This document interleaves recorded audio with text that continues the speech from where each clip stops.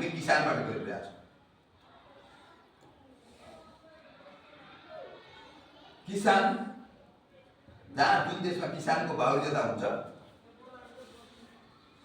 त्यो देश सामन्तवादबाट जोडिएको हुन्छ। सामन्तवादमा जमिनदारहरू मालिक हुन्छन्, जमिन धेरै भएकाहरू र थोरै भएकाहरू, हुँदै नभएकाहरू त्यसको दास अर्थात् किसान भएर बस्छन्। र हामीले कृषि प्रधान देश भन्नुले देश औद्योगिकरणको दिशामा गएको छैन भन्ने बुझिन्छ। औद्योगिकरण भएपछि के हुन्छ? किसानका छोराछोरी मजदुरमा परिणत हुन्छन्, उद्योग धन्दामा काम गर्छन्, बन्द व्यापारमा काम गर्छन् र कृषि चाहिँ यान्त्रिकरण हुन्छ, व्यवसायीकरण हुन्छ। किसान अहिले हाम्रो 65% भन्दा बढी श्रमभार हाम्रो देशको श्रम शक्ति त्यो भए पनि नभए पनि, उत्पादन भए पनि नभए पनि, दुःख भए पनि नभए पनि त्यही चाहिँ छ। हाम्रो श्रमभार खेतीपातीमै छ। त्यो श्रमभार वास्तवमा कृषिमा बढी लागेको छ। अर्थात् मैले भन्नु खोजेको कुरो के हो भने 10 जना किसानले गर्दाखेरि हुने काम हामी 25 जना किसानले गर्दैछौँ। अब त्यसो भएपछि कृषि उत्पादन बढ्दैन, जग्गा त्यति नै हो, श्रम चाहिँ धेरै परेको छ, लगानी धेरै परेको छ।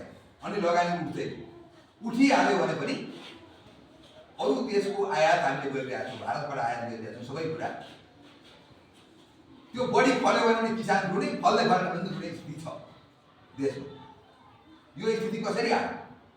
बढी फल्यो भने पनि रुनै पर्ने, फल्दै फलेन भने पनि रुनै पर्ने, दुईटै अवस्था किसानहरूले झेलिरहेका छन्। बढी फल्दाखेरि के हुन्छ? भारतको त्योभन्दा सस्तो लगानी भएको अन्नपात यहाँ भित्रिन्छ, सरकारले भित्र्याउँछ र त्यो हाम्रो चाहिँ त्यतिकै खेर जान्छ या सस्तोमा पर्छ र यहाँको ठुला बिचौलियाले किन्छ र त्यसलाई महँगोमा बेच्छन्। तपाईँले चितवनमा या विवरणमा सुन्नु भएको छ, भारतबाट चल्ला आउँछ, चल्ला चाहिँ दिउँसो रोकिन्छ। हाम्रा किसानहरू आन्दोलनकारीले रोक्छन्। त्यो 1 रुपियाँमा चल्ला आएको हुन्छ। त्यो भारतीय चल्ला तपाईँलाई थाहा छ कि छैन? र त्यो दिउँसो रोकिन्छ, त्यो बन्द हुन्छ ट्रक, अनि राति चाहिँ 70 रुपियाँ गोटा त्यो चल्ला मिल्छ नेपालमा। हाम्रा चल्लाहरू, हाम्रा चाहिँ यात्रीहरू हेरेको त्यस्तो अवस्था भइराखेको छ। हामी जम्मै खाद्य पदार्थहरू, चामल लगायत फलफुल, दुध, माछा मासु सबैमा भारत निर्भर भएका छौँ। देश चाहिँ कृषि प्रधान हो, तर हामी चाहिँ विदेशी उत्पादनमा भारतबाट ल्याएका अन्नपात, फलफुल, तरकारी, माछा मासु, दुध र दुग्धजन्य पदार्थ हामी त्यसरी भर परेका छौँ। र हाम्रो जम्मै आय स्रोत त्यतातिर जान्छ। हाम्रो राष्ट्रिय ढुकुटीमा त्यो आउँदैन। अर्थात् जम्मै हामीले भारतको किनिदिन्छौँ र नेपालको किन्दैनौँ, किनभने भारतको सस्तो छ, नेपालको महँगो छ, नेपालमा बढी लागत परेको छ, किसानलाई पर्दा पर्दैन, अब जति गरे पनि यस्तै दुःख हो भन्ने बनेको छ। र त्यस कारणले हाम्रा युवाहरू विदेश जान लालायत हुन्छन्, बाध्य हुन्छन्। अनि खेत भएको, अलरेडी बानी भएको, घर भएको, बन्धक राखेर भए पनि, ऋण काटेर भए पनि खाडीका देशहरूमा, गल्फ कन्ट्रिज भन्छ त्यसलाई, साउदी अरब, कतार आदि बहराइन र यता चाहिँ मलेसिया, अनि अलिक स्तरीय, अलिक पढे लेखेका, अलिक तालिम भाषा बुझेका कोरिया, अनि त्योभन्दा बढी अलिक पैसा भएका जापान पनि जाने, अमेरिका जाने, अस्ट्रेलिया जाने आदि। त्यसरी जाने युवाहरू कहाँबाट आउँछन् त? किसानका छोराछोरीहरू। तिनीहरू धेरै जसो, अधिकांश किसानका छोराछोरी यहाँको खेतीपाती छोडेर, खेतीपातीमा रहेको विश्वास अन्त्य भएको हुनाले उनीहरू विदेश जान बाध्य छन्। यहाँ बसेर अब केही हुँदैन, भविष्य छैन भन्ने स्थिति बनाइएको छ। त्यसो भएकाले हाम्रो 1 करोड जनसङ्ख्या, त्यो पनि कस्तो जनसङ्ख्या भन्दाखेरि जेनजी ग्रुप भन्छ नि अहिले। जेनजी भनेको त्यो यिनीहरूले बनाएको XYZ बनाएको, जेड भनेको अन्तिम सन्तान हो। त्यो बुझ्दै नबुझी हामी प्रयोग गरिरहेका छौँ त्यो भाषालाई। 13 वर्षदेखि 28 वर्षको बिचको भन्छ नि जेनजी भने। त्यस्तोलाई तिनीहरू एकदम इमोसनल हुन्छन्। त्यो कुरा त उनीहरू भन्दैन। इमोसनल भनेको के भने भावनामा पर्नु। होरेमा लाग्ने हो ठोक्नुपर्छ हान्नुपर्छ भन्नु गर्नुपर्छ भन्ने त्यो कुरै नबुझिकन त्यस्ता ग्रुपलाई प्रयोग गरेर ब्ल्याकमेलिङ गरेर वास्तवमा भन्ने हो प्रयोग गरियो सिलिन्डरबाट जलाउनुपर्छ ठोक्दियो भनेको थियो त्यो केमिकल बोक्ने ज्वलनशील पदार्थ बोकेर जाने पट्टी बाँधेर जाने एकदम के भन्छ पिओभी लेखेको चाहिँ ज्याकेट लगाएर जाने त्यस्तो बनायो त्यसलाई इमोसनल ब्ल्याकमेल भनेर गरिन्छ त्यो गर्ने गरिन्छ त्यो पुँजीवादी देशहरूले खास गरेर साम्राज्यवादी देशहरूले गर्छन् त्यो नेपालमा मात्रै गरे होइन फेरि तपाईँहरूलाई भ्रम होला नेपालमा चाहिँ सर्वस्व गऱ्यो भने सर्वस्व त गरेकै हो हाम्रो राष्ट्रिय बेइज्जत पनि गरेकै हो हाम्रो सिंहदरबार नजोगिएकै हो हाम्रो अदालत सर्वोच्च अदालत नजोगिएकै हो हाम्रो चाहिँ संसद भवन नजोगिएकै हो र नेताहरूका घर पनि आक्रमण भएकै हो तर सिंहदरबार जलाउँदाखेरि अरू देशसँग भएका हाम्रा महत्त्वपूर्ण सन्धि सम्झौता पत्रहरू छानी जलाइयो सर्वोच्च अदालत जलाउँदाखेरि संगीन अपराधका मुद्दाहरू ठुल्ठुला भ्रष्टाचार र कमिसन खोरीका मुद्दाहरूका फाइलहरू छानी जलाइयो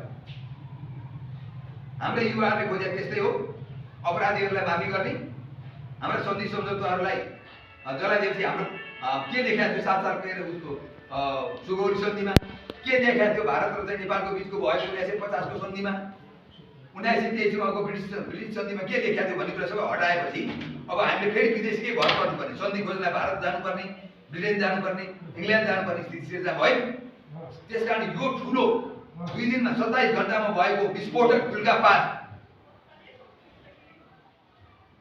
साम्राज्यवादले अत्यन्तै गम्भीर षड्यन्त्रको योजना अन्तर्गत नेपाली युवाहरूलाई प्रयोग गरेर गरिएको विध्वंस हो भन्ने कुरा अहिले प्रष्ट भएको छ र एउटा गे न्युज भन्ने तपाईँहरू युट्युबमा हेर्न पाउनुहुन्छ गे न्युज GAY गे NEWS न्युज त्यसमा यो सबै कुरा विस्तृत विवरण दिएर लेख्या गे न्युज मैले त कतिपय साथीहरूका पठाइ पनि दिएको त्योभन्दा अगाडि न्युयोर्क टाइम्सले त्यो प्रतिष्ठित अन्तर्राष्ट्रिय पत्रिका हो त्यो अमेरिकाबाट निस्किने पत्रिका हो त्यसले पनि अमेरिकाले नै यो मचाएको भनेर भनेको छ र लगानी गरेको छ भनेर भनेको छ र हाम्रो देशका प्रतिष्ठित डाक्टरहरू सन्दीप पुरोहित प्रतिष्ठित पत्रकारहरू प्रतिष्ठित सांसदहरू प्रतिष्ठित कर्मचारीहरू प्रतिष्ठित सेनाहरू प्रहरीहरू सबै यसमा इन्भल्भ यस्तो स्थिति सिर्जना भयो जब जनता जागेको हुँदैन जब जनताले आफ्नो वर्गीय समस्यालाई बुझेको हुँदैन जब जनताले निकास पाउँदैन अनि जोसुकैले जनतालाई ब्ल्याकमेलिङ गर्दो रहेछ बेकुफ बनाउँदो रहेछ र देख्यौ तिमीले त केही गर्न सक्दैन जे गर्छौ हामी गर्छौँ भनेर तुजुक देखाइदिँदो रहेछ भन्ने कुरा त प्रष्टै भयो हामी हेरे भयो तपाईहरु सबैलाई थाहा छ या थाहा छैन पनि होला अहिले चर्चा कसको हुन्छ रवि लामिछाने म अस्ति जेठमा पोहोर साल भनौँ अब अस्ति आउन लाग्यो अब अर्को साल जेठमा त्यहाँ गएको थिएँ कमरेड पुष्पलालको जन्म शताब्दी मनाउने क्रममा हामी नवलपरासी र चितवनतिर म गएको थिएँ काठमाडौँबाट त्यहाँ चाहिँ चितवनमा त्यहाँ पुष्पलाल प्रतिष्ठान भनेर यस्तै प्रतिष्ठान छ त्यहाँ चाहिँ सबै घटकका वामपन्थीहरू एमाले माओवादी लगायतका सबै घटकका संसदमा रहेका नरहेका साथीहरू जो आउनुभएको मैले उहाँलाई क्वेसन गरेँ तपाईहरुले यो वामपन्थीको गढ भनिन्थ्यो चितवनलाई हरेक पटक हरेक क्षेत्रमा चुनाव क्षेत्र 3टा छ त्यहाँ वामपन्थीले जितिरहेको थियो नभए कांग्रेसले जित्यो नभए वामपन्थीले जित्यो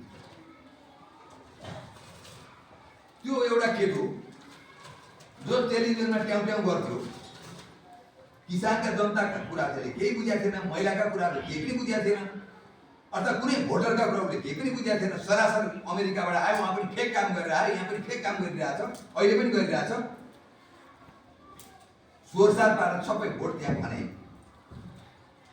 वामपन्थीलाई ठिङ्गा देखाउने हुन्छ नि ठिङ्गा देखाइ वामपन्थीको एरिया हो के भयो यो उल्टा बात हो के सिंहदरबार जलाउने जतिको कुरा हो कि हेरे बनायो त्यसले हामी कहाँ छौँ भन्ने कुरा देखाउँछ अथवा कम्युनिस्ट आन्दोलन कहाँ छ भन्ने कुरा देखाउँछ।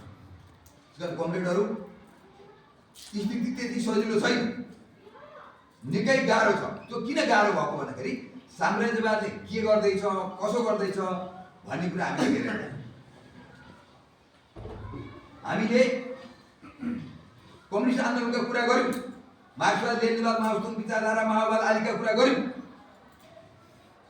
तर त्यो केवल किताबी कुरा गर्यो, जनताको बिचमा त्यो कुरा पुर्याउन सकेन।